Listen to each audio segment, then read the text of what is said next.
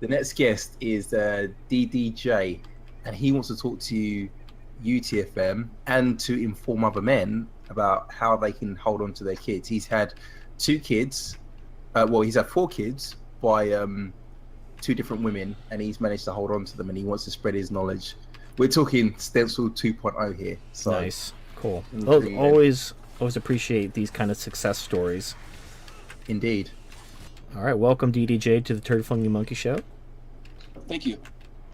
All right, so please share with us your story and your timeless wisdom. Ish.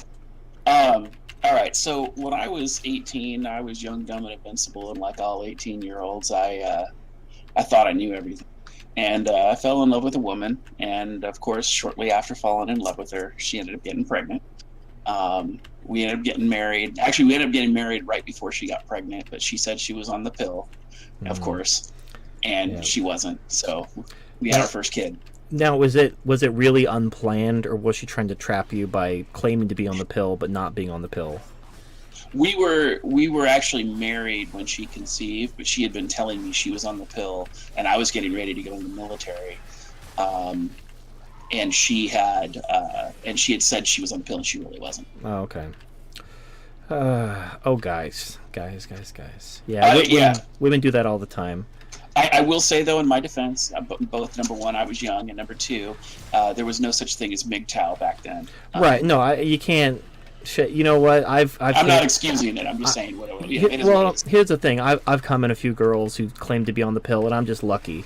So, yeah, you gotta. Once you hear the horror stories, then you realize that women lie about being on birth control. They lie about being unable to get pregnant. Like, their women will be like, "Oh no, I have like this disease, and I can't get pregnant no matter what. So just go ahead and come in me. Oh, it's a miracle baby. It's a miracle baby." Absolutely. Well, I ended up having a second child with her, and then we ended up splitting up because, of course, she was cheating and she monkey branched. She kept the kids away from me for a year, and I finally was like, you know what? I'm going to go ahead and I'm going to find some chick to move in with, and I'm just going to fuck her and sleep on her couch and take all my money and use it to fight you. Okay. So the bold plan. She actually, it broke her because she realized that I was getting banged while she had to deal with all this other shit. She had to move back in with her mom, the whole thing. And so I ended up getting custody of the kids the first time. Wait. I thought she monkey branched. Where's her new boyfriend? Oh, he dumped her shortly after we separated. There you go. That's how you do it, gentlemen. And the thing is... Well, and here's the thing. Like, guys who fuck women who are in relationships, or even especially married women... First of all, ladies, if any... I know there's like 2 or 3% of my audience is women. Who knows why. But, ladies, if you're going to cheat with a man who knows you're married and will still fuck you, that guy fucks married women. You think he's going to take care of you and have loyalty to you? A guy who fucks married women? Come on. Use some common fucking sense. Like, he's just pumping and dumping you. But, you know, you tell a girl what she wants to hear, and they believe it.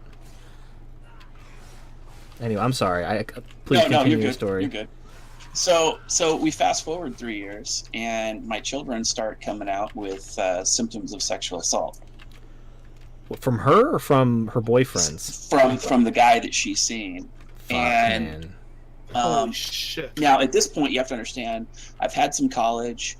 I'm not really dumb, but I'm pretty blue-pilled still in some ways, and I don't have a lot of education beyond a community college level. So, and this was completely out of my scope. So I did what any other guy would do. I took her to the took the kids to the doctor, and, talked to her. She wouldn't talk to me. And I just started doing my homework. Push came to shove. I eventually met this guy's ex-wife, who had said that she was concerned that this guy had been raping her kids. And of course, I'm the ex-husband, so I'm like, well, you're the ex-wife. That's like, part of your union contract is to lie about us men.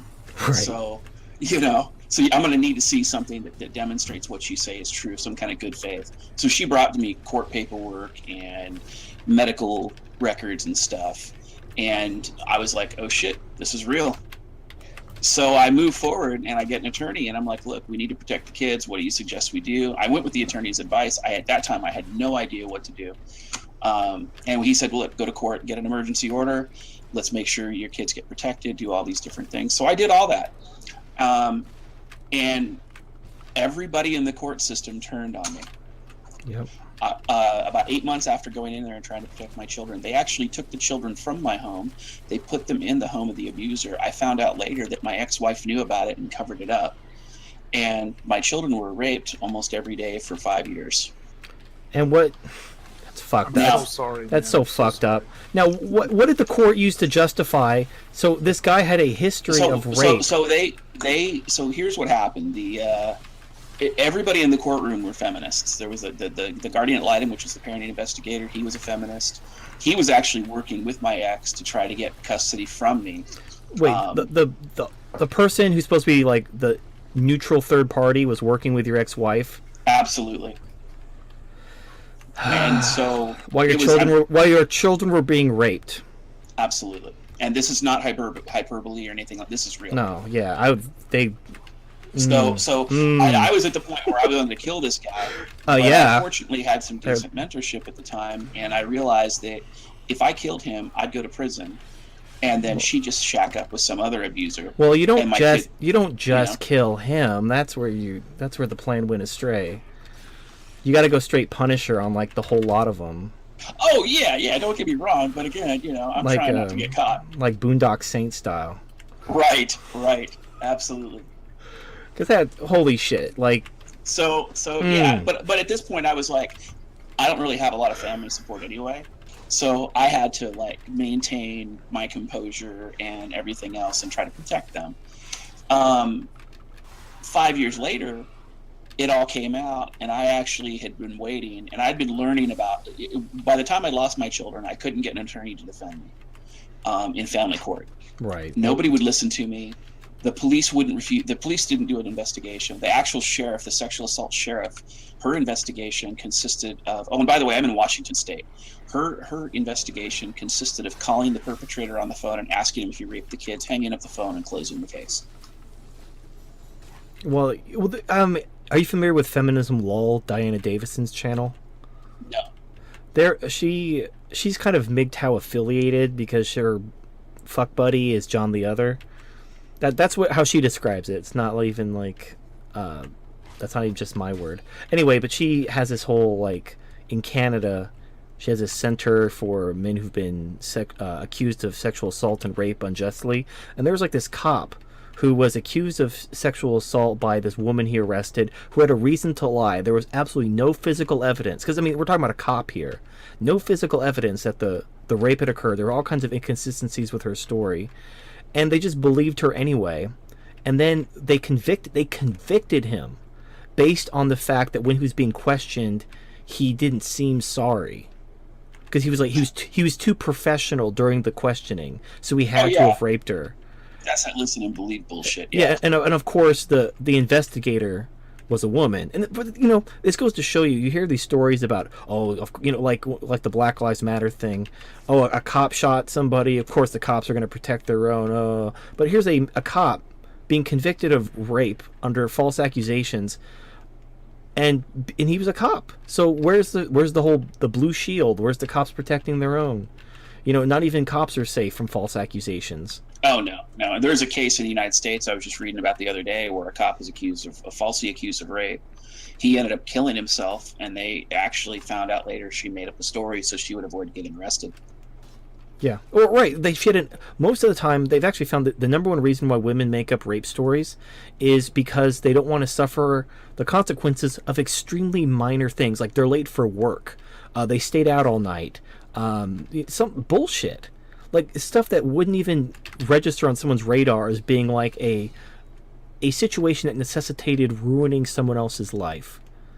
Exactly. But I'm sorry. Yeah, sorry, guys. Let me just jump in here. Okay. Question from Sardonic Smile. Why didn't you go to the media? I did. I tried to. Nobody would actually pay attention to me. I was just considered a guy. And you have to understand that this was happening in 1995 and 1996. So this was right after VAWA got passed. This was right in an area where everybody was talking about domestic violence. It was like the new Vogue thing.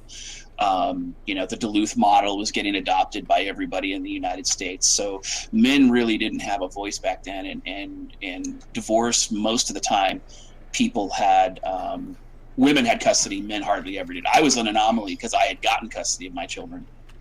So yeah, but then they took them away to give them to a person who has already had a history of rape. Absolutely. And here's the thing: is CPS knew about him 6 months before I ever met him. He had already been reported to Child Protective Services. They knew who he was. When I reported him to Child Protective Services, they ignored me. And so 5 years fast forward, I started learning about the law. I started learning about, what can be done. And I ended up becoming a paralegal in family law, helping men get through this. And I was ready when the children finally came forward. And I realized that, you have to play kind of a waiting game in certain situations in family law or even in anything. And you have to wait for the timing. So you had to wait for them to turn 12 where they could actually speak for themselves? No, they were actually younger than that when they finally came forward. But I had to. The issue is that when you have to do what's called preserve the evidence, and you have to do it in a way that you could demonstrate they weren't coached. And even though they rubber stamped everything my ex did, they actually, when they took the kids away from me, their justification was me taking them to the sexual assault center to get them examined and to get to preserve the evidence. They said that was abusive. Holy fucking shit. And that was their literally, that's what the order said. That's what the court order said. Well, that's like how it's illegal to get your children tested. Like if you're concerned that the children aren't yours, like you got cucked, if you get DNA testing on your children without your wife's permission, that's a crime.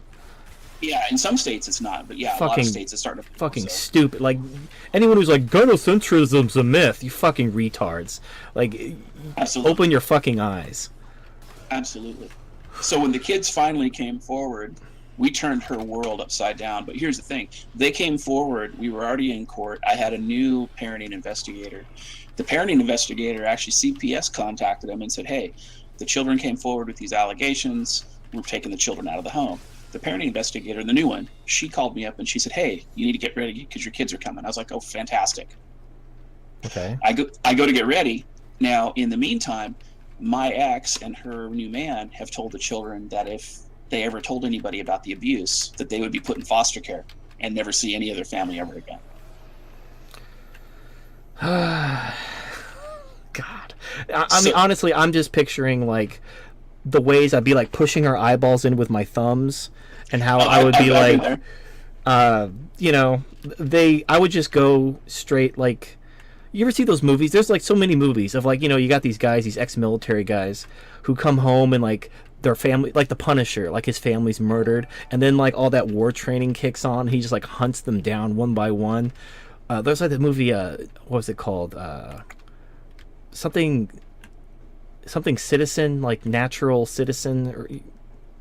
Yeah, I remember the movie you're talking about. But there's even, like, the Charles Bronson movies before. Right, yeah. It's like... I would hunt them down one by one. Every one of their deaths would be like, it would almost be like Jigsaw. Like, they would be just personalized, and I would make them, like, absolutely beg for death before I granted it to them. Well, and I was of the belief, and trust me, I went through all that, but my whole belief was, if I don't protect my children, who will? Because clearly nobody else gives a shit about them. So I need to make sure that if I do something, that my children are already raised before I do it. And no, that's not foreshadowing. But the thing is that, like, when they finally did that, instead of bringing the children to me, CPS put them in foster care. Oh yeah, that's so. I know what you're talking about. Like, Terrence Popp talked about it. Like, yeah, they'll give the kids to strangers, and they won't even let the father know. Like, oh yeah, the woman is sexually abusing her children. The father won't even know. He'll be chilling in his car, doing whatever, paying his child support. He doesn't even know what's going on in his own kid's life. And the Child Protective Services are like, yeah, why don't we just give them to strangers? Yeah, give the kid to a stranger. That makes more sense than notifying the father about what's going on and letting him see his own kids that he's been paying for his entire life. Right. Well, and I was a custodial parent, but here's the other shitty part about it. I was the one who contacted CPS on each and every occasion. I was the one who took the protective actions. So for them to actually argue against me, and you got to remember also, I had been working as a paralegal for the last few years, and I had been focused on this shit, like laser focused, because this for me, this was sort of like a crusade. These are your children, right? Right. So I tell the state attorney when we're in court to do the first hearing, I say, look, you guys are fucked. And she's like, what do you mean? I said, she goes, we hear this all the time. I said, no, you don't understand. You're fucked. I know exactly how to deal with you. And you've just, by not putting the children in my home, you have just paid for their college. The rapist had told them that the very worst thing they could do to them is put them in CPS foster care. And that's exactly what you did. You made their worst fears come true. You are fucked. And there is no way you can do this. And trust me, I am not going to stop until this thing is done. Right. So we walk into court. First thing that she does is she asks for a continuance for 2 weeks. So we fast forward 2 weeks, and right before the next hearing, they've been trying to do this whole, we're going to wait him out, and they're totally confused that I'm not terrified of CPS. So we wait him out.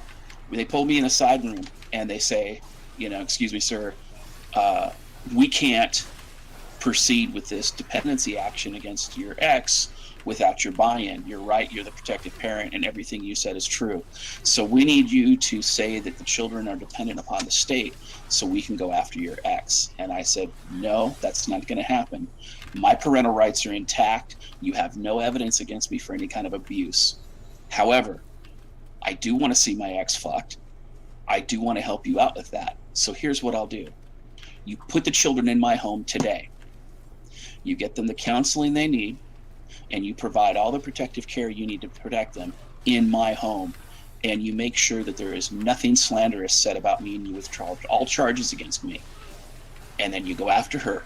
And when you do, you keep me on the case so that I have front row seats to make sure you do your job.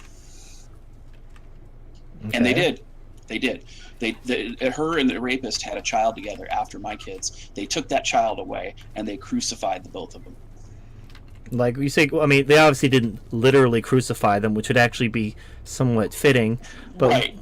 What I mean by crucify, they did the full extent of the law of what CPS can do. So they took the children from her. They put restraining orders on her and him. They put him in like a registry, and they did everything they could do. The problem that I had the whole scenario is because they fucked up the case previously.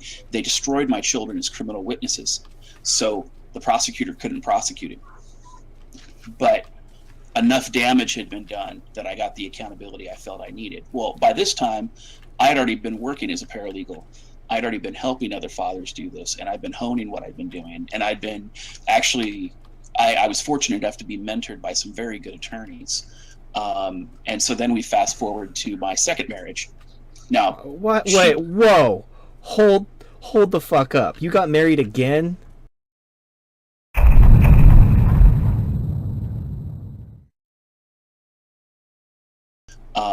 And so then we fast forward to my second marriage.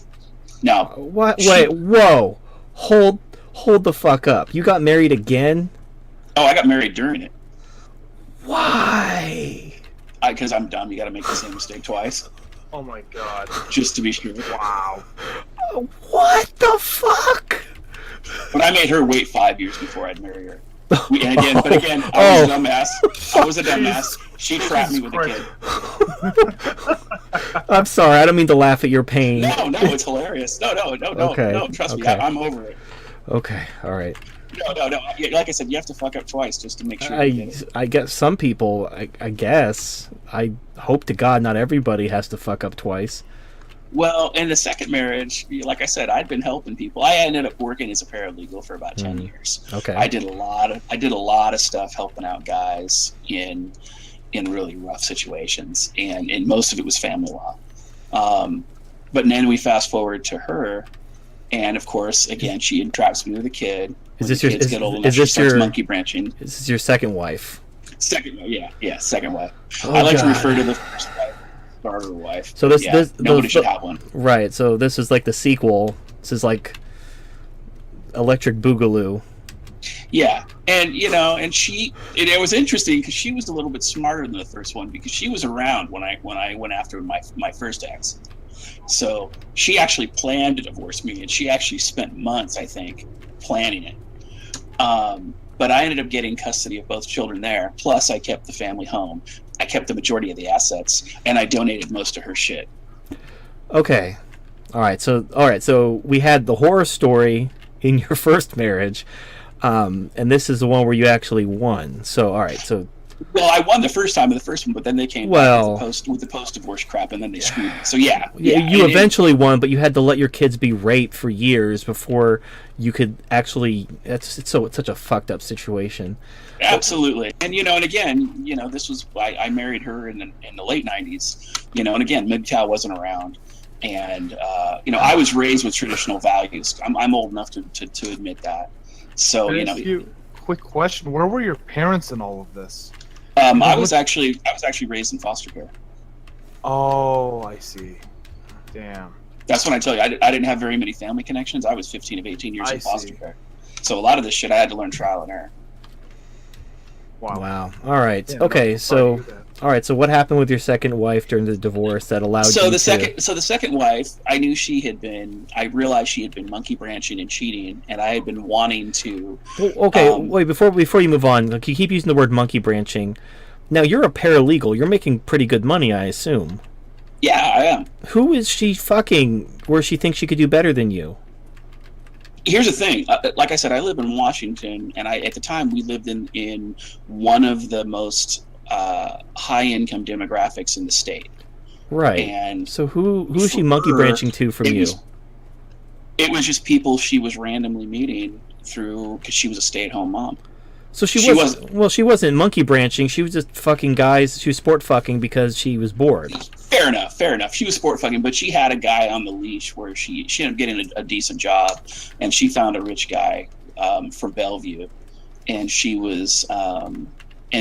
thought she monkey branched him. She actually told him that she had left me 9 months before she actually did. Oh, okay. So this guy she left you for made more money than you, I assume. That's he was loaded for bear, and she was actually and so she thought she was gonna okay, all right, screw me and dip out.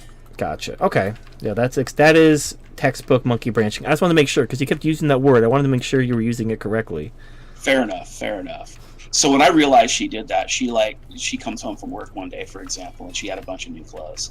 Well, when she finally moved out, I donated all those new clothes, and probably 85% of everything she owned that was hers. I'm sure a single mother who's shopping at what is it called? Like whatever thrift store really appreciated that. Oh, absolutely. Well, you want to make the best of a bad situation. If you can help the community at the same time, go for it. There you go. So we're in court, and she's trying to, and she did the whole thing. She does every stop. She accused me of DV. The children were around the day she accused me of it, and they knew better, so they turned on her. The children turned on her. Well, I would imagine your children from the first marriage, how did they respond to basically history repeating itself before their eyes? Because they were like, I assume it was bringing up some bad memories. Oh, yeah. And I learned from the first time that you have to have strong relationships with your children, so I had always cultivated that. So they saw everything as it was happening, and they were immediately in my corner. Those were non-issues. I mean, all 4 children were in my corner. I had 2 from the first marriage and 2 from the second. Okay. But it just, what's interesting is that she did everything in her power to try to make me look like the bad guy. Oh, of course. Even though she realized, so we ended up getting some agreements. I did the other guy you had on divorce. I did the whole beta thing where I was like, trying to be agreeable and everything else. And eventually she felt guilty enough that we just started agreeing to certain things. So I got her to sign herself off the family home, which we were renting at the time. I got her to sign the children's custody over to me. I got her to sign over a lot of the assets, like the major assets we had. Nice. No. And so by the time we ended up getting to court, I already had 75% of the divorce done. Now, I want to point out something, because you mentioned my previous show with Stencil, where he was talking about the situation. The only reason why that worked, and other people have pointed this out in the comments section of that video, is because she thought she was going to be taken care of with her new boyfriend. So that was the same thing. Yeah, she was monkey branching to a richer guy, so she didn't care if she signed over the house or whatever like that, because she thought she was going to be taken care of from this new guy. If your ex-girlfriend or ex-wife doesn't have a richer guy in the wings waiting for her, if she's not monkey branching to someone like that, she's not going to want to sign over shit to you. She's going to be trying to profit from the divorce. She's looking to get as big a payday as possible. But if she thinks she has like a millionaire ready to swoop in and take care of her, she's going to be more agreeable. So my point is, not every guy can use this advice, because they may not be in that same situation. They may not, their wife or ex-girlfriend may not be leaving them for a rich guy. They may just be leaving them for, some sexy cashier at Walmart. Who knows? And then they're not going to negotiate shit when it comes to money. No, and they'll probably even accuse you, like make a false DV or a false rape Right. allegation, Yeah, get right. you kicked out of your home. Well, that's the easy button. If you claim abuse, you win. It's we're going to discuss that in a minute, which Okay. is the real reason why I'm here. But the idea, though, is that so we ended up going to court. We're in the middle of trial. They're trying to say I'm a stalker. They're trying to say that I've committed domestic violence and all these different things. Now, one of the other things I did in preparation for my divorce was I unfriended and blocked her on all my social media about 4 months before we separated. So you were still with her, but you blocked her? Absolutely. That's interesting. Absolutely. Well, she was so busy with this other guy, she never even noticed. The other thing that I did, too, was I would lay pipe on it every chance I got. So we were still banging all the way through, and the reason I was doing that was to try to salt the earth as much as I could before I left. Wait, how does that work? So you're fucking your cheating wife for what purpose? What would that accomplish? To fuck up the sex with her ex. In fact, there were times where she would, or not ex, but the new guy. Right. So if she's fucking me, she can't fuck him as often. Oh, because she doesn't want to put too many miles on her pussy or something? Absolutely. Okay. Absolutely. And guess. I found out later that actually worked. So I guess. So I was like, whatever, and I'm getting mine, so I moved on, But yeah, I guess. I mean, I don't know. Like, did you ever pull out and there was already cum inside of her? no, I would make her shower first before. Okay, right. Okay. Yeah, I'm not that guy. You're not going to be the caboose at the end of that train. No, I'm good. All right. So anyway, we're in the divorce court, and one of the things that happened is that she took a trip for work, and when she came back, she got a raise for her job. Now, she had already, 2 months previously, she'd already gotten the maximum amount of raise for the year. Okay. So she was barred from getting any more money. Well, when she got back, all of a sudden she has this new raise, and she's talking about how she's gotten along with her boss and this and that. And at this point, I already knew she'd been fucking around. So I was like, oh, you put those oral skills to use. That's good. So, and it wasn't even a big raise. It was 65 cents an hour or something. Hey, So- that's like a cheeseburger. Or something, yeah. So we get to court, and we're in court, and I'm talking mad shit on my social media accounts that she's blocked on, and none of this stuff is public. It's all friend only, that kind of thing. Okay. But somehow they got one of my friends to cut and paste social media posts. That's why you forgot the first 2 rules of Fight Club. Oh no! It gets better. Let me. So we're in court. I'm on the stand. Her attorney is questioning me, and he pulls out one of the posts. And the post was, "You may think that you're a strong, empowered woman for sleeping for your boss and getting a 55-cent an hour raise. However, at 55 cents an hour, you're probably the cheapest prostitute in the Western world." Burn. So they questioned me about it. They totally questioned, and the whole time I'm just trolling the courtroom. Okay. And the whole time I'm just doing it. And so they're like, "Well, did you write this?" And I said, "Yeah, I wrote it, but I didn't put anybody's name on it, right? I didn't even say wife. I didn't refer to her by identity. I didn't refer to her by title. Nothing. I just put it out there as a general statement. Right. Anybody who already knew what was going on was laughing about it, and anybody who didn't, it wasn't a big deal. Okay. So they're like, "Well, did you say this? Did you say about her 55-cent an hour raise?" And I was like, "Well, actually, no, I didn't, because I realized that she got a 65-cent an hour raise." Okay. They were so pissed. They were so pissed. And I think this kind of confidence is born mostly from the fact that you are a paralegal and you kind of devoted yourself to family law. You know, the average guy facing situation just wouldn't have that kind of brass balls to go to family court and like troll the prosecution or whatever the things are Right. called.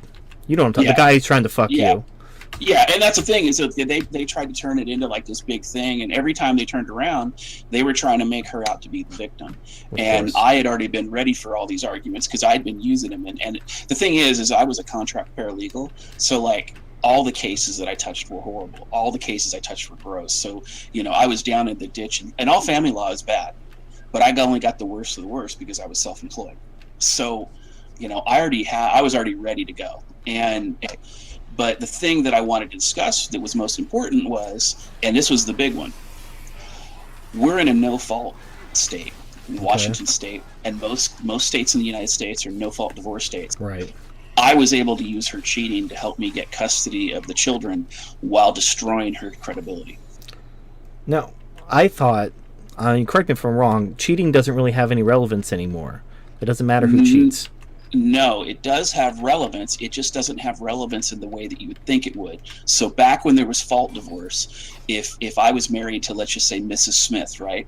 Mhm. If Mrs. Smith cheated on me, I could divorce her for the reason that she cheated, like a contract. So marriage originally fell under contract law.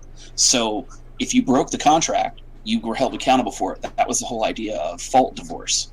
Right. But when military bases started popping up everywhere, it was states that actually had large amounts of military bases that first started adopting no-fault divorces because all the military guys were fucking everybody's wives. Well, and all the military wives were fucking everybody else while the military guys were out. Oh, you know, I was in the military. I know exactly what you're talking about. Absolutely, absolutely. So, when we were coming up, one of the first things I did was I said, look, I'm really concerned about my ex, because the other thing I did to set her up was when I realized that she was cheating and she had been telling me she was depressed and upset, I encouraged her to go get counseling. I encouraged her to go get, some help. I was like, hey, I love you. I care about you. Go do this. The reason I did it was to preserve the evidence of the possibility of a mental illness, because infidelity is a symptom of both narcissism and bipolar. It's a common symptom of bipolar. Okay. Isn't that kind of shitty that, like, if you actually have an issue, if you go and seek mental health, that can be held against you? Absolutely, but in this case, because she was a cheating whore, I just didn't have Right. any Well, sympathy. right. I'm just saying in general, not in this case. Absolutely. But, CPS does it when they take children away from their parents. They say, well, if you're depressed or whatever, they use that as an excuse to take your kids from you. It's fucked up. Absolutely.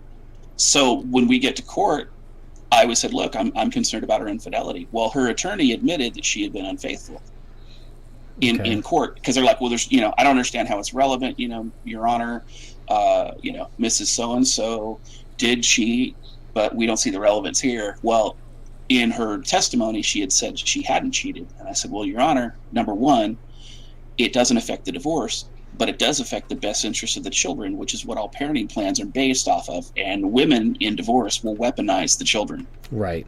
Yeah, they coach them and everything. Absolutely. And then, of course, everybody who's in the family court system believes whatever the woman says. And then even when the children are obviously coached, listen and believe, because vagina. Right. So I was like, well, Your Honor, it's highly relevant, because number one, if she's got because it's such a common symptom of mental health disorder, I produced a bunch of studies to back myself up. I wasn't just talking off the cuff. So I had evidence and things where studies were to show that infidelity was a major symptom of, borderline personality and bipolar and a few other things. So I produced those studies. I had my attorney produce those studies. And then I was like, it does affect parenting.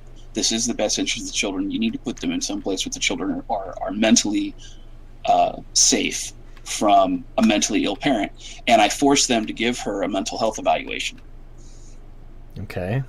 And then I also used the fact that she lied to me and hid about the infidelity to destroy her credibility on the stand. And she was her only witness.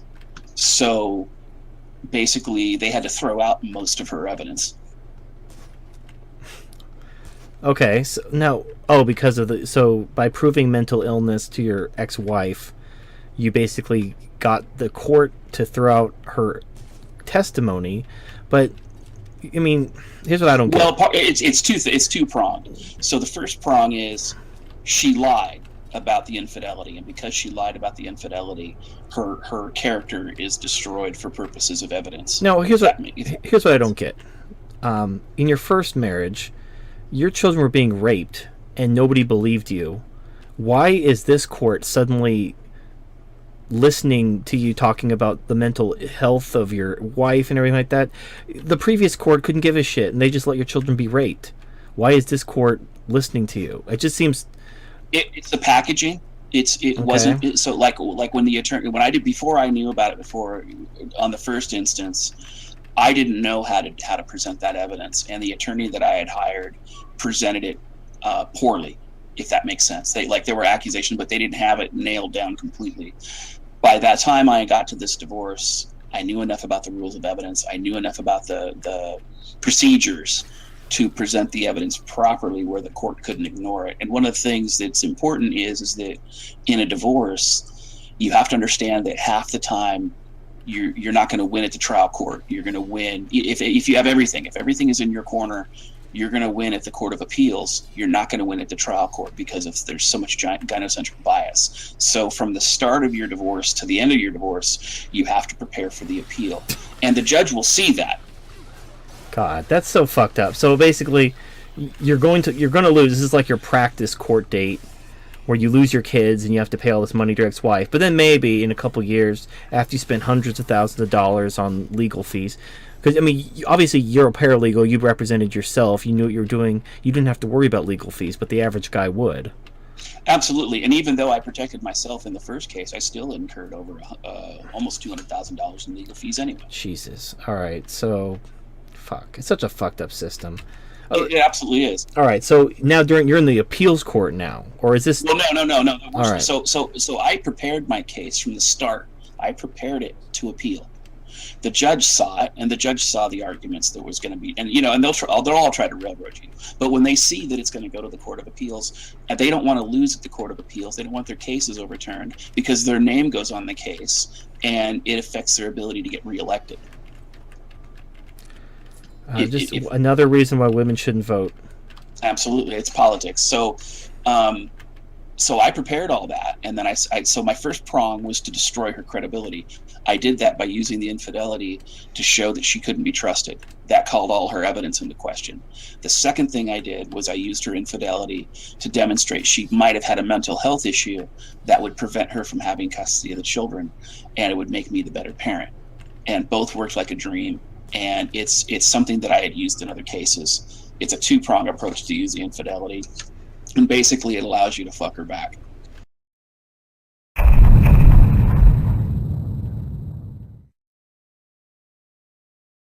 So I would say that for guys that are considering divorce, or guys who are married, even if you don't have children, learn the laws of your state, learn the court cases that control the laws that have already interpreted, like the case law, and then learn the court procedures so you know how to present stuff. Because at the end of the day, if you hire an attorney, you don't know if that attorney is going to protect you. And what I found is that most attorneys who say, oh, we protect men's rights, they don't give a shit about you.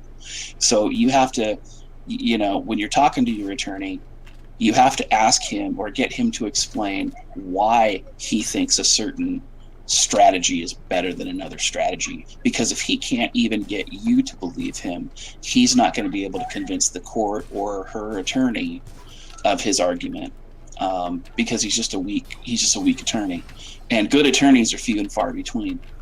So what advice would you give someone? So they look at the laws in their state, but what are they looking for? What are they actually? How do they take that knowledge? So they read all the laws and regulations of their state involving family courts. How do they translate that?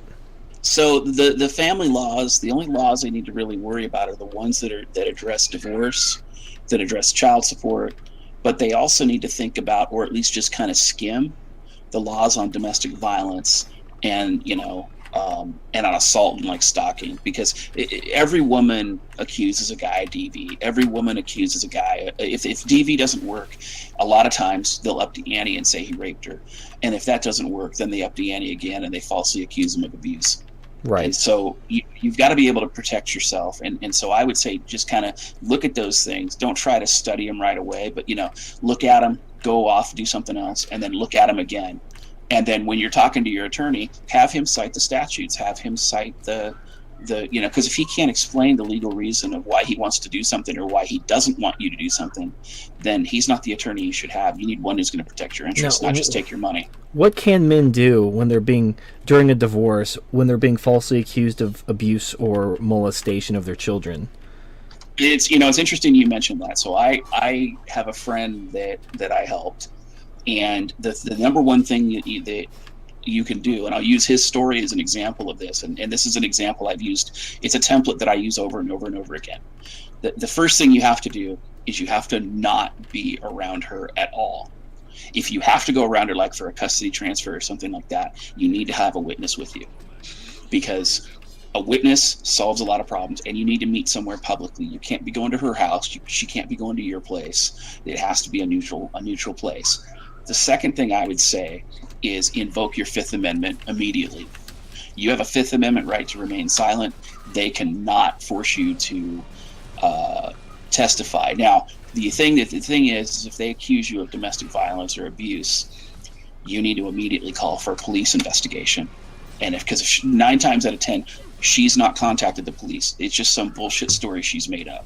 But in my friend's case, he dumped her. She was a hag. She was annoying. He dumped her. And then she had a kid by him. She entrapped him with a kid. She had a kid by a previous guy. And then next thing we know, she accuses him of domestic violence. Right. So we start looking into so what I did is I went online and I just started searching for, because in the state of Washington, you can actually go and look for court cases online.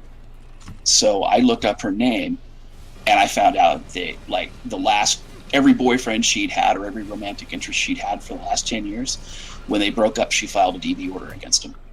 How did you find that information? Just through court? You looking up her name in court documents? Correct. You can in Washington, you can do a statewide court document search based on somebody's name. All right. God. So I looked her up, and I found out that this had been happening. In fact, she actually accused the father of a previous child of DV. So I was like, okay, this is kind of weird. Well, but I also found her as a defendant, and I was like, this is strange. So we went to the location where the court file was, and it turned out she had actually been arrested for domestic violence. So we went to the police department, and we got the police report, and it turned out that her ex was cheating on her with another woman, and he was dumb enough to get her pregnant. She confronted him in a restaurant, attacked him. The pregnant woman got up, and she kicked the pregnant woman in the stomach, which may have been doing the guy a favor, but it's still considered DV, right? That's like almost like a master play, like getting your enemies to fight each other type of thing. Absolutely. I mean, the irony is amazing. DDJ, quick question from the chat. It's from iSlayer PVM. He says, for DDJ, what is the worst story you've had from a client you've helped? The worst story? Yeah. God, I don't know if it gets worse than having your children raped. If you're not at liberty to say, I think that my story is probably about the worst I've seen, but there have been many cases where I've seen stuff just as bad. If that makes sense. Yeah, fuck. Yeah. I mean, how much worse does it get when you find out that your children, who, by the way, were 2 and 4 at the time, were raped for 5 and 6 days a week for 5 years? Yeah, and you can't do anything about it. You have to wait for them to get old enough where they can cry for help, and because no one will believe you, and they'll do everything they can to fuck you, and you have to basically just let your children be raped until they're old enough to cry for help. Absolutely. And the thing is to fast forward about my older 2 children, they ended up suing the state of Washington and won. How much do they get if you're allowed to disclose that? High 6 figures. Well, come on, not even 7 figures for being raped for 5 years. Settled out of court. I actually bitched at him about it. I was like, fuck. Yeah, 8 figures. I should never have to work a day in my life again. Like, I should be retired at 12 for you fucking letting me be raped for 5 years and not helping me. Right. Oh, I told them they need to go 8 figures, nothing less. But they settled low. whatever. God. But yeah, so the other thing I would say is that when it comes to protecting yourself in that situation, so we took that evidence and we walked into DV court, and he actually had been telling me that she had been hitting him. So we told the DV court judge, we said, hey, this is not, and this wasn't me because I'm a paralegal, I can't represent him. So but he's up there and he's got the information, and he's like, well, she's been assaulting me, and she's got a history of domestic violence, and she's got mental health problems. So she goes and talks to a family court investigator because the court decides to hold it over. And of course, they're quote unquote benefit of the doubt. They give him a temporary DV order because they don't know what to do. At this point, it's a shit show and it's an investigation. And usually guys just roll over. And my friend wouldn't. So the family court investigator writes a report and says that the woman showed up and admitted that she committed DV against her ex, and admitted that in her paperwork, she admitted she attacked my friend, and the family court investigator still recommended he get a DV order against him. Now, in the meantime, she contacts the police department and she files a false rape case against him, contacts CPS and says he's abused the kid. So they threw out all the evidence. I mean, I'm not surprised. I'm just saying, so she admitted, she confessed, and they still threw out the evidence and says, no, you have a vagina. You're clearly the victim. Well, the only reason that they continued it on, he was about to win the case, but then when she brought up the criminal charges, now they have to go, oh, well, we need to wait how the criminal charges play out before we can do anything. Now, in the meantime, he still has a DV order against him. He still can't keep weapons in the house. He's still getting fucked in the entire time. So then we fast forward a little bit more, and the people that are trying to criminally prosecute him, they end up dropping the charges once the attorney shows up, because he gets the free attorney. The free attorney goes and tells him, says, look, she's a violent basket case. She's admitted it. We have a professional report that says she's a violent basket case. Here you go. So they had to back off because they realized that if they move forward, it's malicious prosecution. So they dropped that case, and you're gonna be interested in this. Okay. The federal marshals show up at his house. Okay. And they arrest him for child rape. Jesus. Not the local police, not the sheriffs, the federal marshals. Because what? Yeah. Based on what? Her word? Absolutely.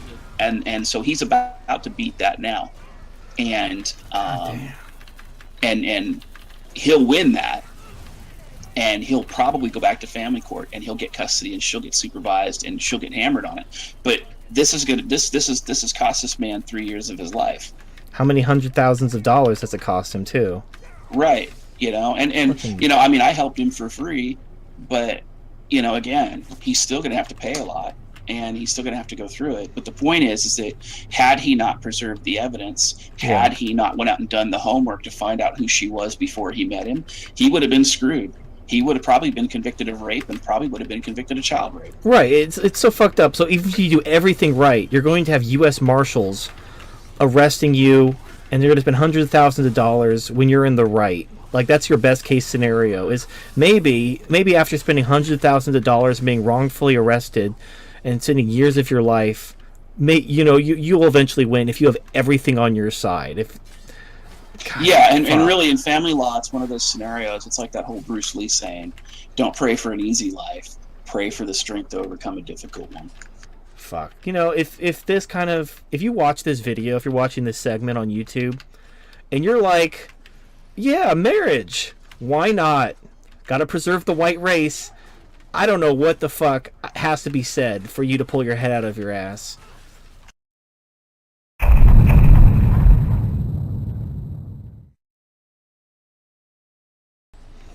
There was a guy who did a study where he found that women create false rape allegations 40% of the time.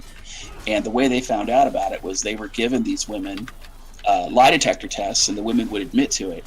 And the police department that was studied over the course of 9 years, they wouldn't consider our allegation false unless a woman signed a declaration under penalty of perjury admitting it. So let's say she takes the lie detector test, they realize she's lying, she refuses to sign it.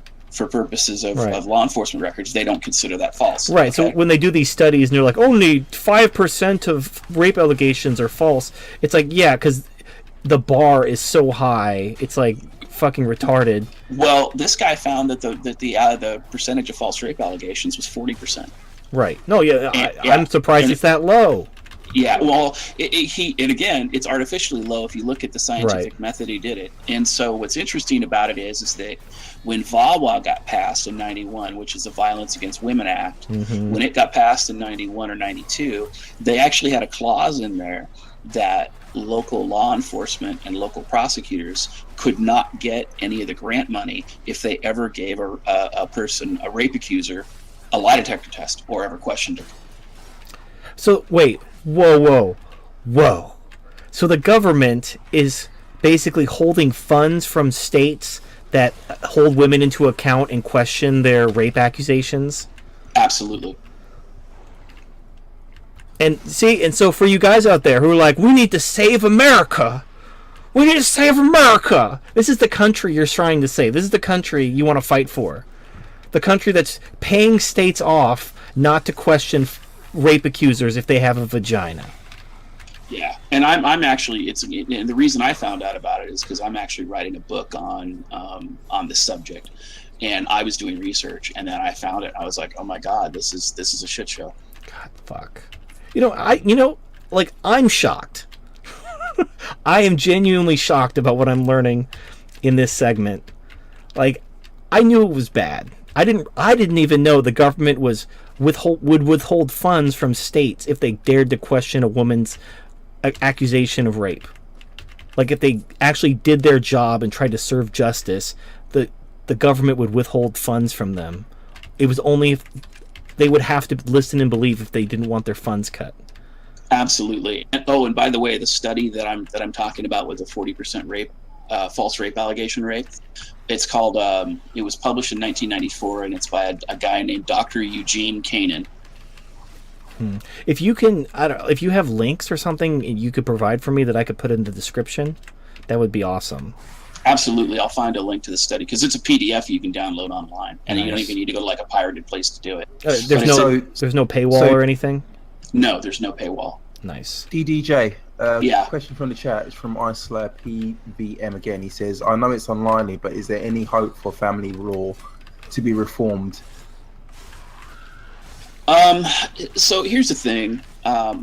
Feminism has been, their stated cause is that their goal is to destroy marriage and it's to destroy family values. And in order to save families and to make family law, like to do legitimate reform, the first thing that would have to happen would be to repeal no-fault divorce laws. Because if marriage is a contract, and it's a contract controlled by the government the same way any other business contract is controlled, then people who break the contract need to be held accountable. And that's not happening. And so because that's not happening, it's making the problem worse as we go. Because the thing is, and this is something I learned the hard way, the divorce rate in the United States is close to 50%. The second marriage divorce rate is like 65%. And for the idiots that make the mistake the third time, it rises to over 70%. And every time a divorce is filed, studies have found that women file the divorce over 70% of the time. So until women are held accountable for their actions, you're not going to see this change. And the challenge that you're going to have with any kind of family law reform is that, you got the tradcon gynocentrics on the right and you get the feminist gynocentrics on the left. And most of those people are in office, and most of those people have been completely co-opted by gynocentrism. So the odds of any kind of legitimate family law reform is going to be really difficult. And there's laws being enacted in Australia and in Britain and in the United States and in India that are making it a lot harder for a man to survive in divorce. Because it's the amount of false accusations are just through the roof. No, I would argue, no fault divorce, any legal reform would be an improvement. I don't think anything will be reformed because women vote. I think you have to start there. As long as women vote, shit's only going to get worse. They're the majority of the population. That's how democracy works. Right. And I would agree with that, because I mean, women are so feminized now that promiscuity is, every one of them is promiscuous now.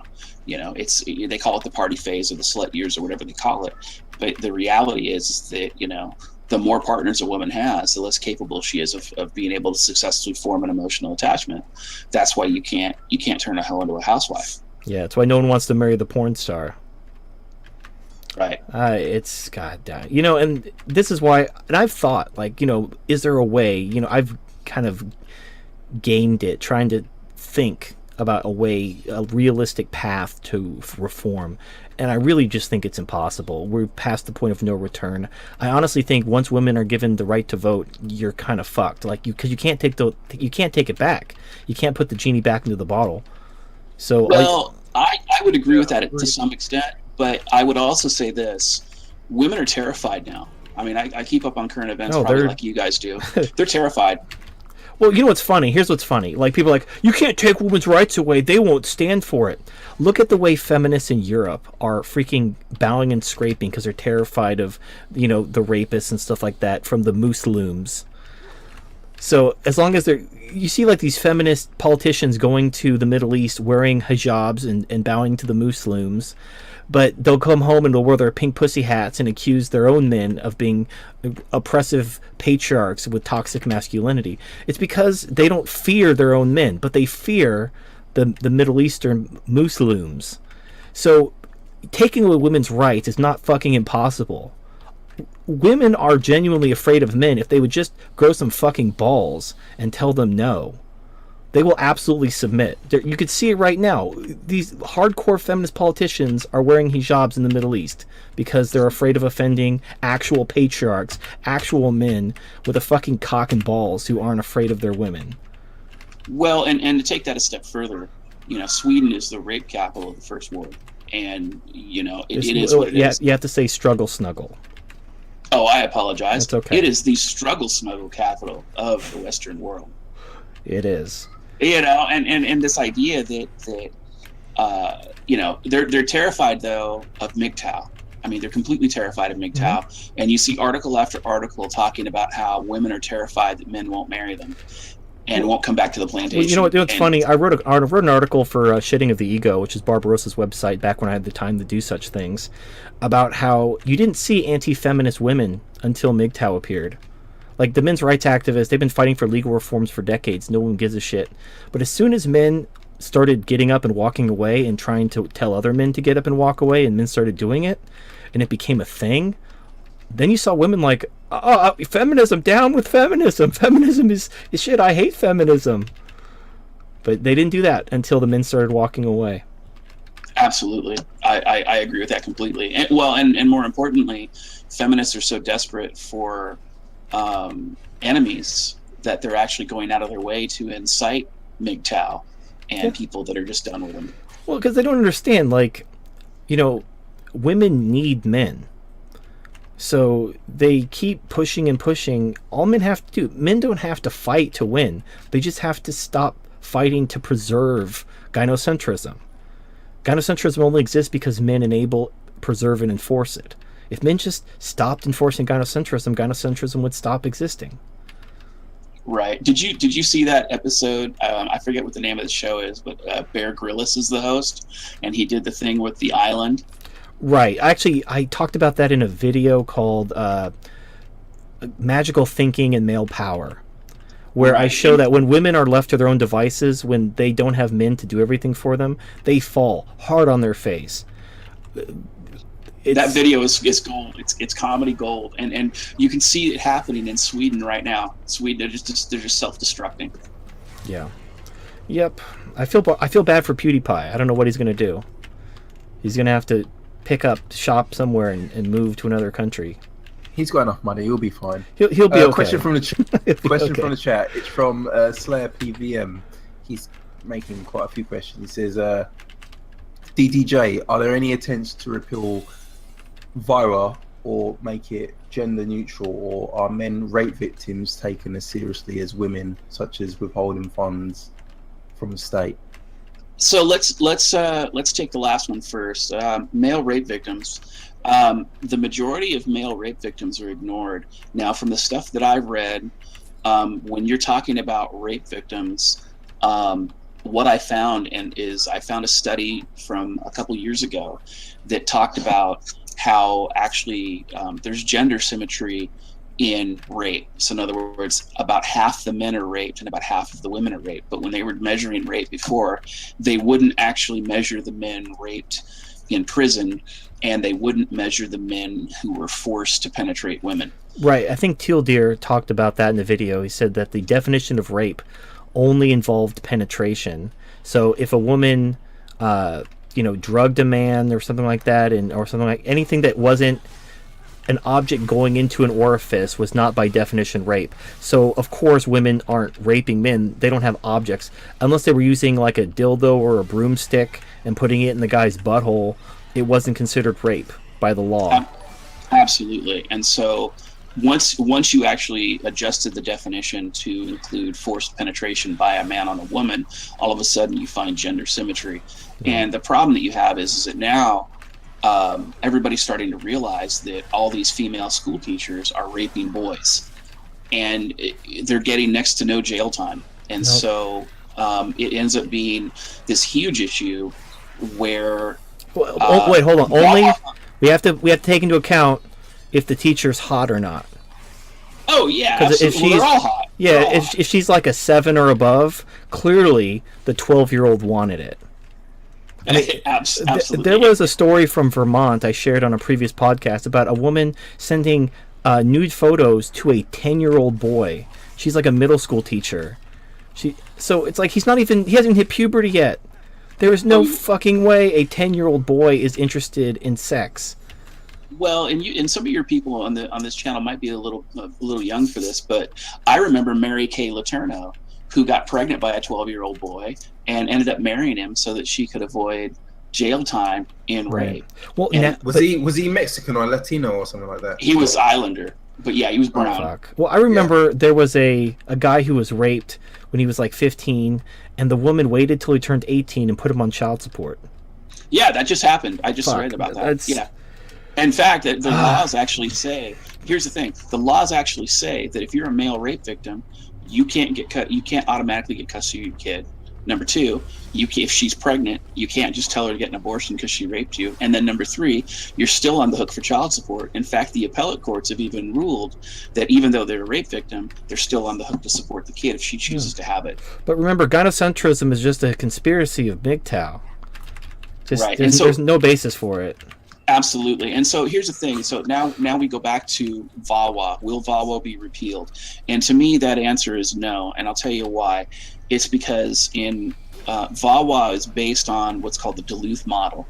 And the Duluth model of domestic violence automatically assumes that men are the perpetrators of domestic violence, whether it means, you ball up your fist and hit the woman, or you rape her, or whatever the domestic violence is. And so it doesn't account for female domestic violence, even though recent studies have shown that in cases of non-reciprocal domestic violence, which means the violence where one person attacks the other one and the other person doesn't hit him back, 70% of the time the perpetrator is a woman.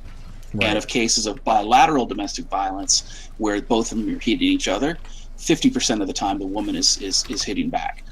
So with that in mind, the facts don't really support the VAWA legislation. And honestly, I don't think there's a political will anywhere in the United States, let alone anybody else or anywhere else, to repeal VAWA or VAWA-styled legislation. I think it's, unless the Republicans do it. But if no. Let's okay. When people say like there isn't the political will, women vote and they're the majority of voters.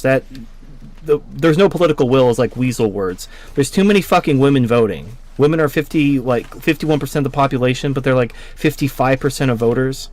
So any law that's going to fuck women over or take away their privileges, their unearned rights, is never going to happen. There's no political will because you can't convince women to support it. Like even these anti-feminist women, like these women who have YouTube channels talking about how they're anti-feminist and boo feminism. talk to them about repealing VAWA. Find out how anti-feminist they are. I would agree with that wholeheartedly. Yeah. They'll complain about manspreading and the patriarchy, but talk about repealing no-fault divorce and VAWA. You'll find out just how anti-feminist they really are. Kat, I think there was a third part of the question that I may not have addressed. Can you repeat it just to make sure? Yeah, 1 second, please. I think I deleted it actually. No, I'm sorry. I've been interrupting you this whole conversation. I apologize. Yeah. Right. No, it's all. I'm just gonna repeat the question. For DDJ, are there any attempts to repeal VAWA or make it gender neutral? I think that was no. Yeah. And honestly, I don't think gender neutral, which is the piece I didn't address. I don't think gender neutral is going to help. VAWA is cancer. Feminism is cancer. And there's always going to be a slant towards women. I mean, we don't care about men who are DV victims. We don't care about anybody. You know, I had another friend of mine who, you know, he had a lot of money. He was well off. He lived in a really nice area. He ended up having sex with a stripper. She got him trapped into a kid, and then one night she went after him with a knife, and he went outside and called the police and hid in his car while he was bleeding from defensive wounds in his arm. By the time the police had got there, she had actually went in the bathroom and she used makeup to make it look like she had bruises on her arms and her face.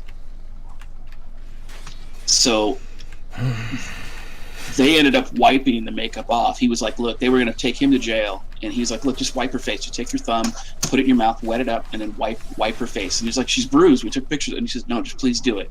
You do it. He goes, look, you do it, and she's really bruised. Just beat me. Take me out, take me away from the car, and beat me. And so they were like, okay, we'll do it. So they wiped it, and they realized that she had made it up, and it was a whole fake DV thing. And she never got charged for filing a false report or for or even for the DV she actually committed on him. He needed stitches in his arm. Yeah, nothing. Well, I mean, Terrence Pop talks about how when men are granted child support and the women refuse to pay it, they don't even enforce it. They don't even go after the women who owe child support. Like, if you're a man and you owe child support, they'll haunt you to the end of the earth. But if you're a woman who owes child support, don't pay it.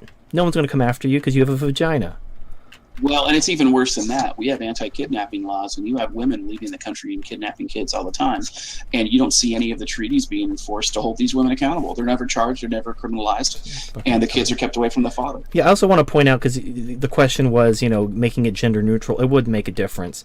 If you look at Title IX, the language of Title IX is gender neutral, but it is used exclusively to benefit women. So, well, and the other side of Title IX is it's not a criminal investigation. If you look at, like, when I was telling you earlier about take the Fifth Amendment, you know, when you're accused of a crime, domestic violence, rape, anything, you have a Fifth Amendment right to remain silent. You have a right in a criminal court to an attorney. You have a right to a jury of your peers. You have a right to confront your witnesses. These are all rights in the United States. But the way feminists get around this is they never accuse you in criminal court. They accuse you in civil court and domestic, and like a family court, where you don't get any of those protections. Or they accuse you in Title IX, where it's another witch hunt court, and you get your rights denied. Yep. Remember, you know, fight for America, guys. The West is failing. We need to have more white babies. This is the society they're trying to get you to die for, to protect.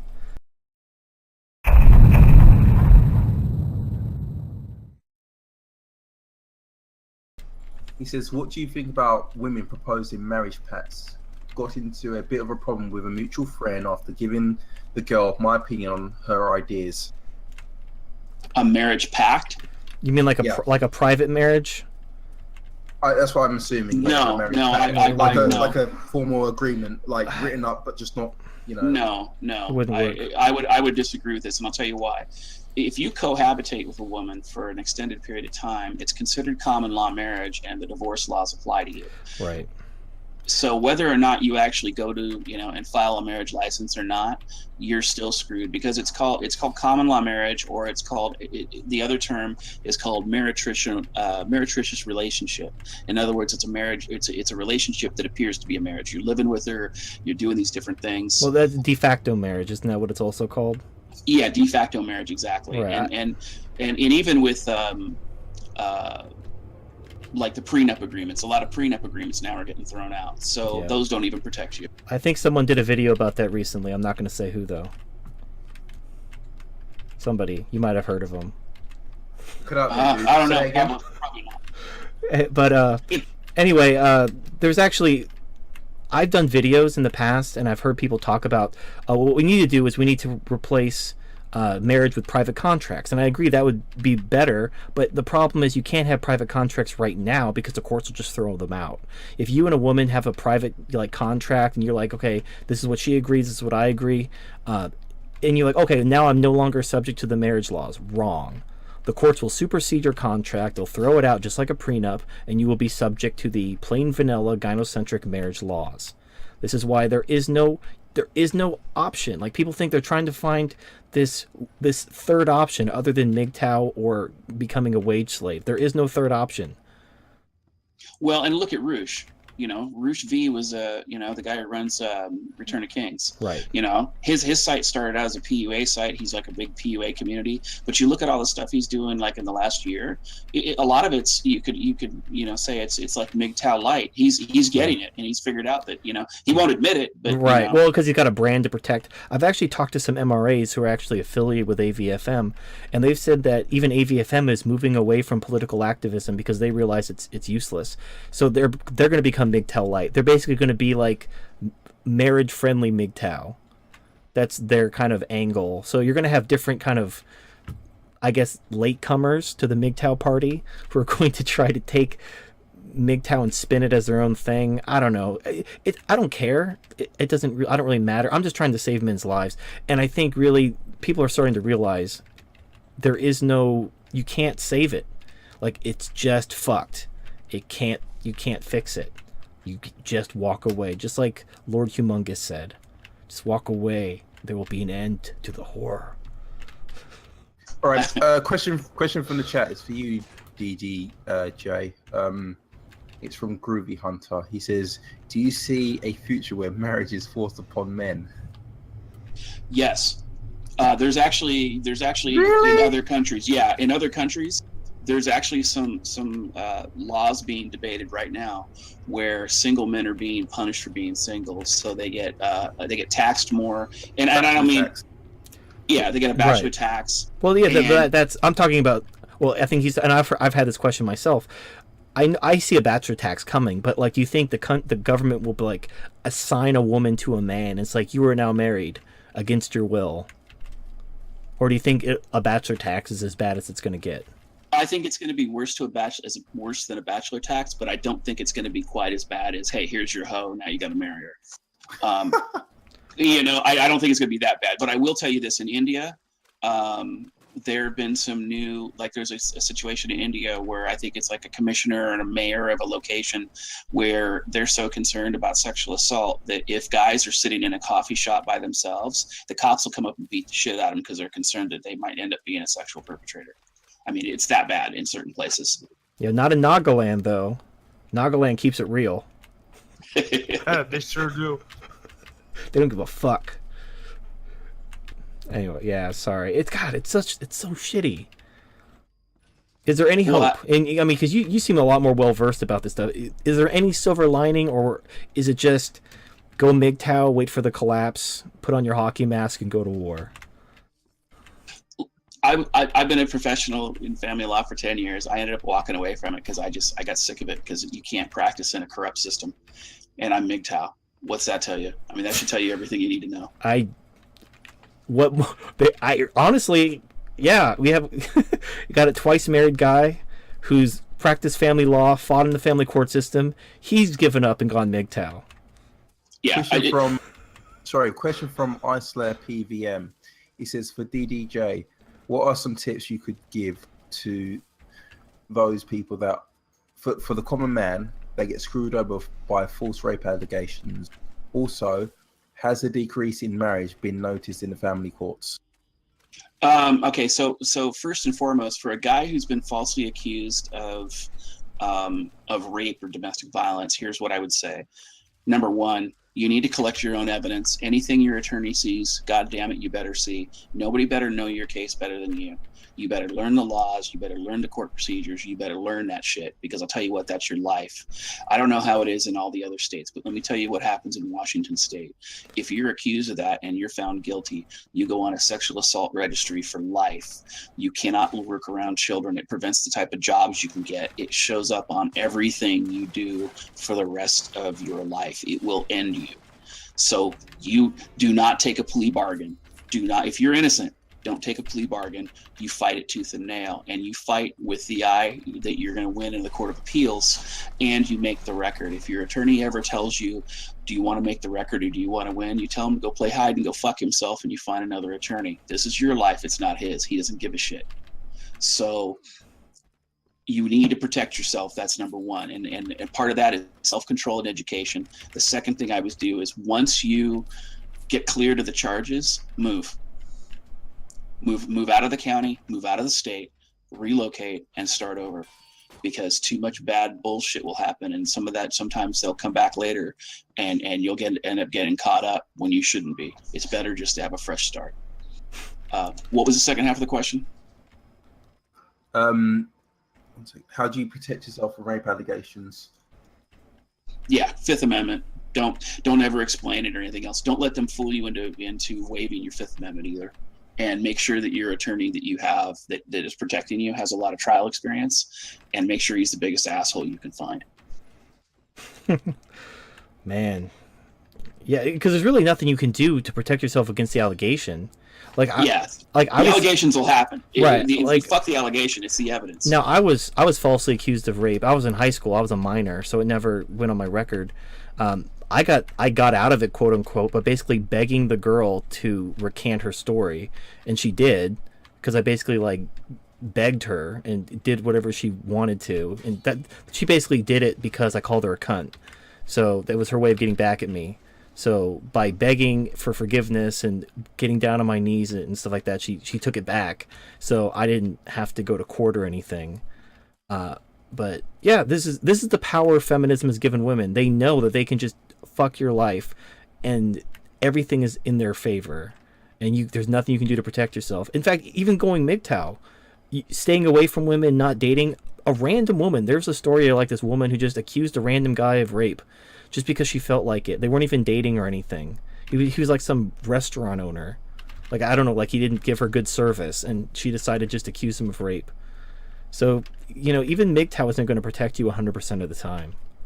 Well, and more importantly, you can be accused and have a domestic violence order placed against you, even if there's no allegation of domestic violence. I worked on a case one time where the husband and the wife had been married for 35 years, but the wife's mom, who was 90, hated the husband and was going to disown the daughter unless she divorced him. So the daughter filed a domestic violence restraining order, actually got a judge to sign it, and the most egregious allegation was that he wouldn't allow her to fold his laundry. He wanted to do it himself. God. Well, okay, so I had a question. So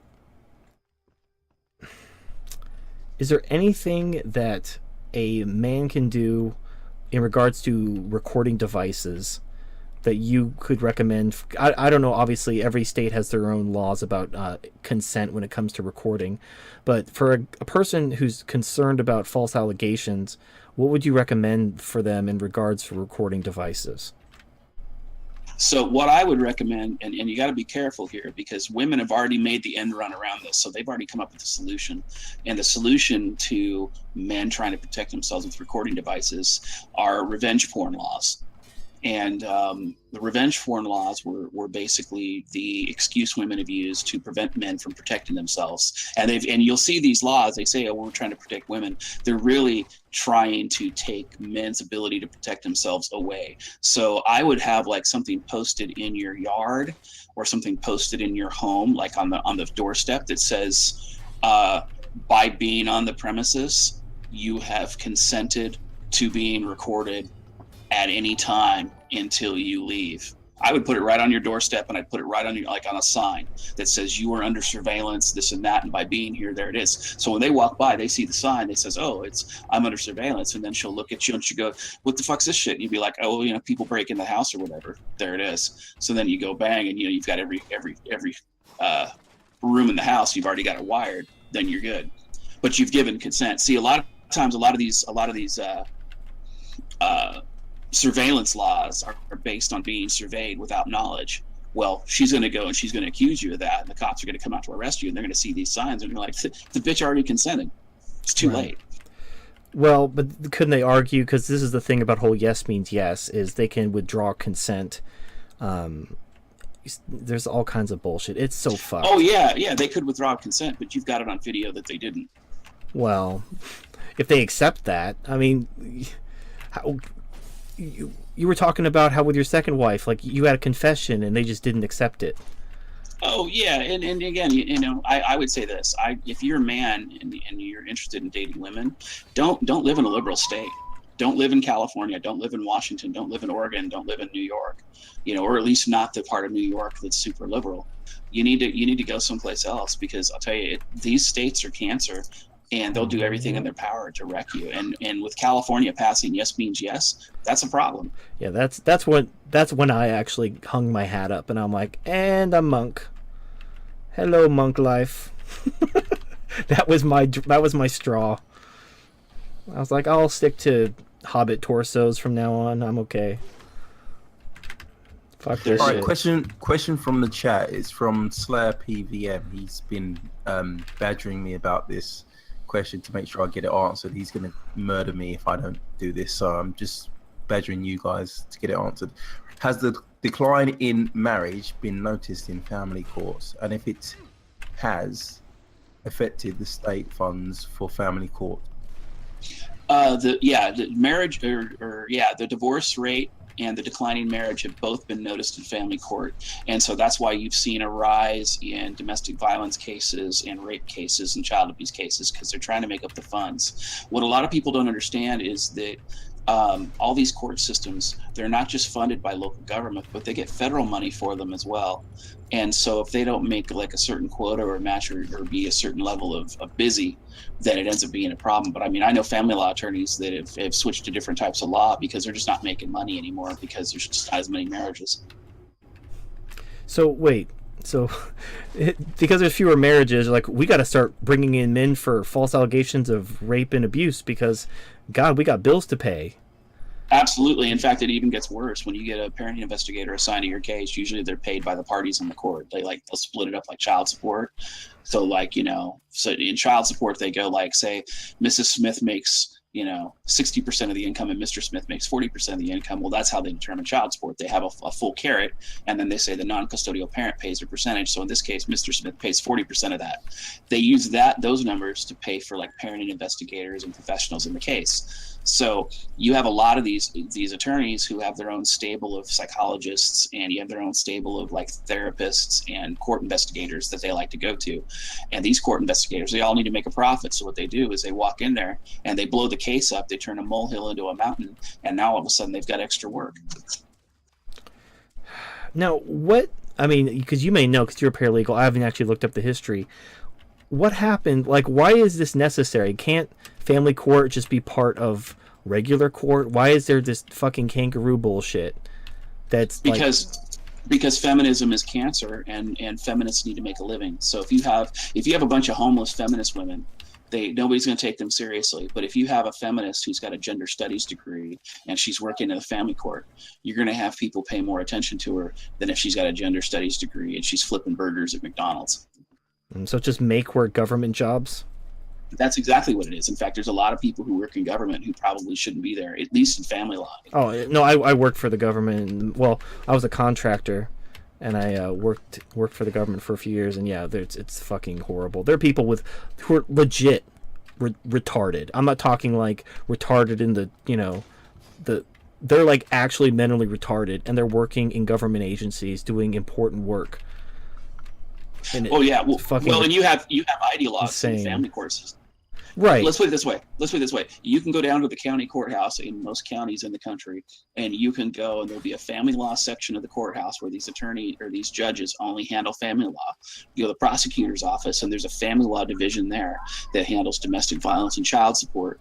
And there's a whole family law administrative infrastructure run by the government to fuck over men. And it's And basically everyone who works there is a gender studies feminist, like top Absolutely. to bottom. The judges, the lawyers, everybody's a feminist.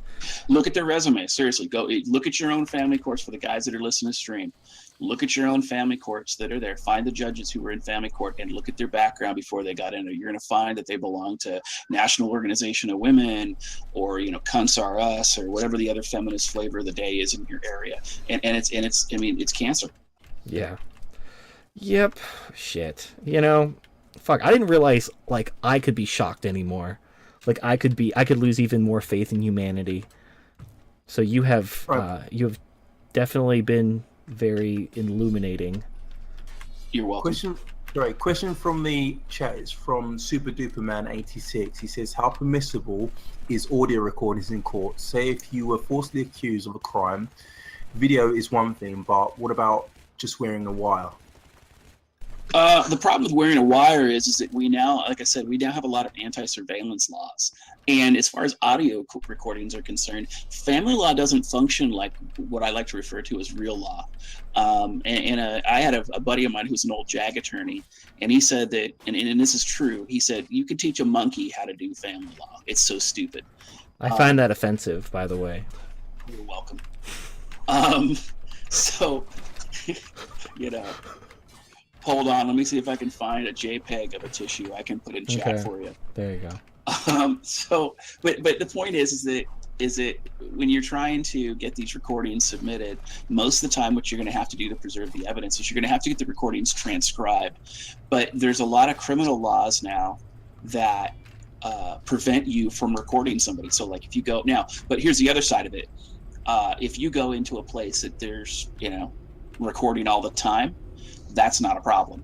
Or if you, like, say for instance, text messages and things like that, I always tell people, if you're ever concerned like in a divorce or with a female that's going sideways, start talking to her by email and text only, because you can save those things and there's no law against saving them. And then you've got the texts that demonstrate that she's a hag.